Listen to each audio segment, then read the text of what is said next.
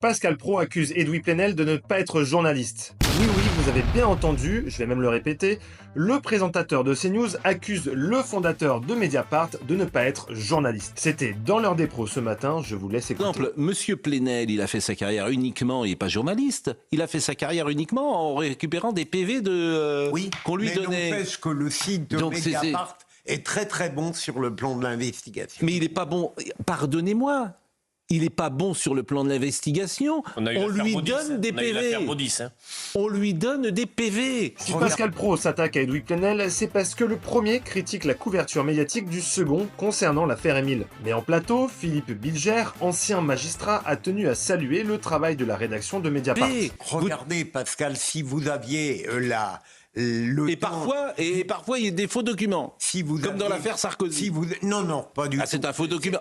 C'est un faux. Je veux dire, c'est un faux. Ça s'appelle. Mais vous plaisantez. Non. Et c'est pas un faux. C'est un faux.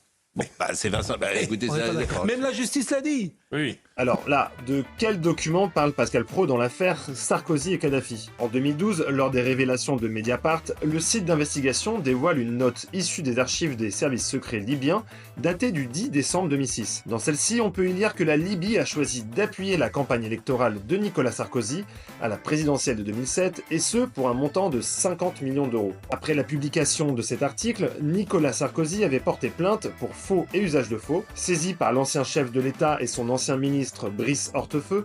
La Cour de cassation avait définitivement validé le non-lieu ordonné en faveur de Mediapart à 2 reprises, d'abord par les juges d'instruction, puis par la Cour d'appel. Aucun élément n'avait permis de prouver que le document, dans sa forme et non dans son fond, avait été fabriqué ou falsifié. En revanche, le procès du financement libyen a lieu actuellement à Paris et cette affaire a été rendue publique à la suite du travail des journalistes de Mediapart.